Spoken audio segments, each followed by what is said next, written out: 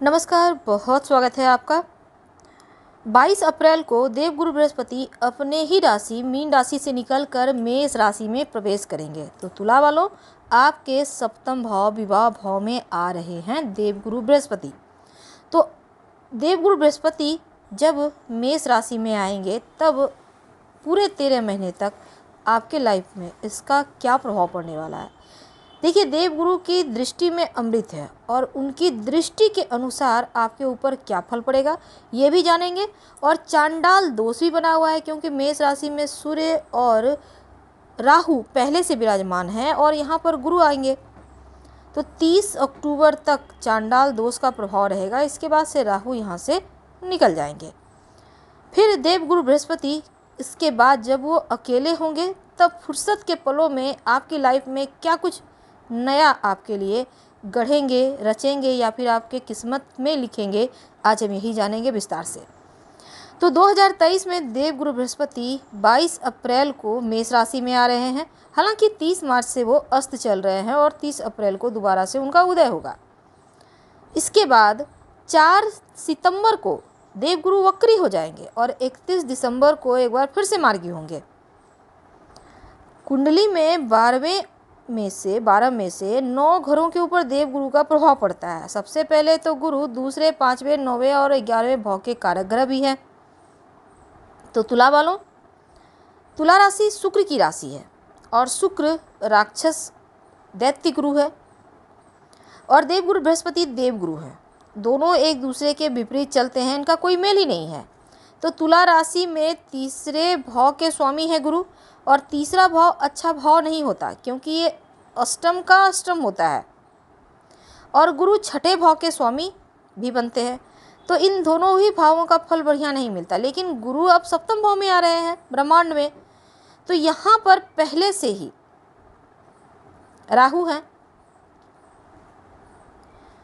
तो सप्तम का गोचर राहु और सूर्य और गुरु आपके लिए कैसा रहेगा। देखिए, तीसरे और छठे भाव के अच्छे फल अब देखने को मिलेंगे क्योंकि गुरु आपकी कुंडली में गोचर कर रहे हैं। तो गुरु की पहली दृष्टि आपके इनकम भाव के ऊपर जा रहा है, यानी आपके लिए इनकम बढ़ेगा। सरकारी जॉब करते हैं तो आपका प्रमोशन होगा, राजनीति के क्षेत्र में है तो पद बढ़ेगा। तो आपके लिए जो गुरु की दृष्टि है, तो तुला वालों के लिए गुरु की दृष्टि भाग्य भाव में पड़ रहा है। तो भाग्य और धर्म में रुचि रखने वाले होंगे। इस पीरियड में शास्त्रों को जानना यानी कि सीखना आप चाहेंगे, दान धर्म करेंगे, संतान आपको सम्मानित करेगा या फिर उनके थ्रू आपका सम्मान बढ़ेगा। और गुरु के साथ यहाँ पर देखिए जो राहु है अब यहाँ अचानक से धन लाभ भी करवाएगा जिसकी आपको उम्मीद ही नहीं है। ठीक है, अब इसके बाद गुरु की जो 7वीं दृष्टि है वो आपके लग्न पे है। चंद्रमा के ऊपर गुरु की दृष्टि जाती है तो आपको पॉजिटिव, एकदम से सकारात्मक सोच वाला व्यक्ति बना देता है। और राहु लग्न में यहाँ पर देखिए जो तुला वाले हैं, तुला वालों के लग्न में केतु है, तो ये गोचर हालांकि उतना अच्छा नहीं है। गुरु की दृष्टि वहाँ पर जाएगी तो ये चीज़ हालांकि बैलेंस हो रही है। तो गुरु अपना प्रभाव 30 अप्रैल से ही दिखाना शुरू कर देगा।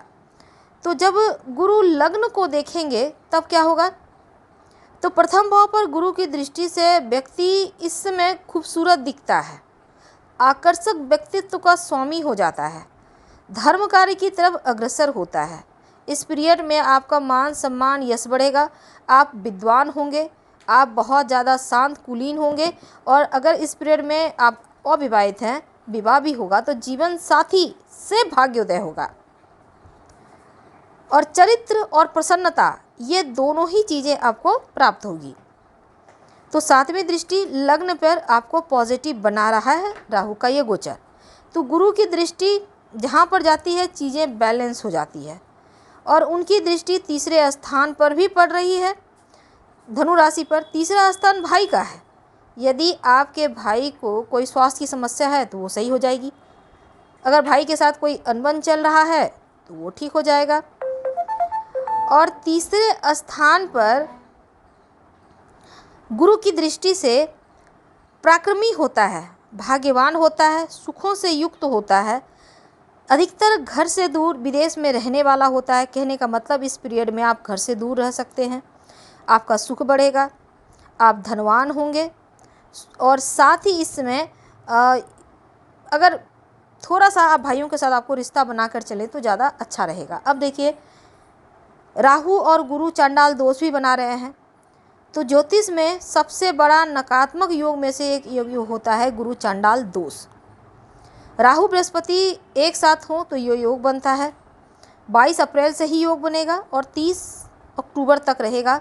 थोड़ा सावधानी तो रखना होगा, क्योंकि देवगुरु बृहस्पति यानी एक बुद्धि, ज्ञान, धर्म के स्वामी और कुंडली में नीच हो जाए तो विपरीत कर्म करवाते हैं। राहु की वजह से व्यक्ति अनैतिक कार्य करता है, गैर जरूरी कानूनी कार्य करता है और जुआ, सट्टा, लॉटरी, नशे की तरफ खींचा चला जाता है। ऐसे में ये चांडाल दोष का प्रभाव कैसे खत्म करें, नकारात्मक प्रभावों से कैसे बचें, ये भी जानेंगे। लेकिन इस पीरियड में बड़े भाई के साथ रिश्तों को बेहतर बनाए रखेंगे। हालांकि गलत कार्यों से धन भी देगा आपको ये चांडाल दोष, तो इसके लिए तैयार रहें।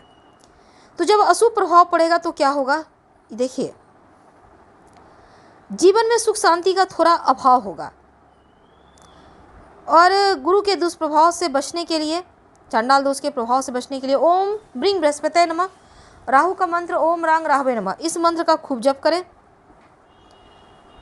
ज़्यादा कष्ट हो तो किसी भी बुधवार की शाम एक चुटकी काला तिल बहते हुए जल में प्रवाहित कर दें, पीछे मुड़कर मत देखिएगा। आप चाहें तो पीपल के नीचे भी रख सकते हैं, इससे भी दोष कम जाता है।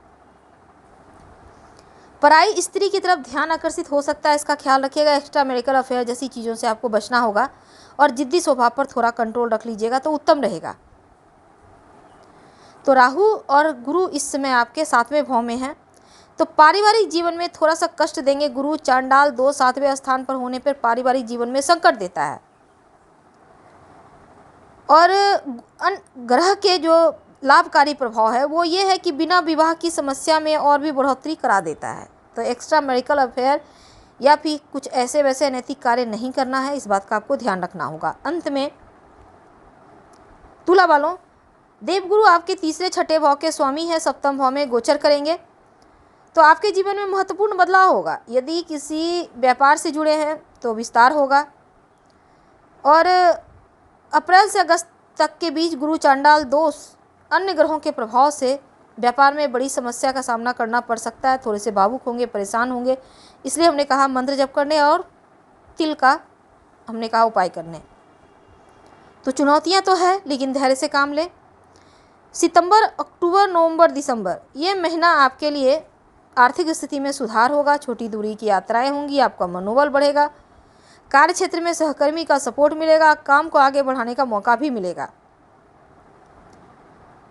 तो ये तो थी आपके लिए गुरु का महापरिवर्तन का प्रभाव। फिलहाल आपसे विदा लेते हैं। जानकारी अच्छी लगे तो लाइक कर सब्सक्राइब करें, अपनों से शेयर करें, कमेंट में हर हर महादेव जरूर लिखें। धन्यवाद।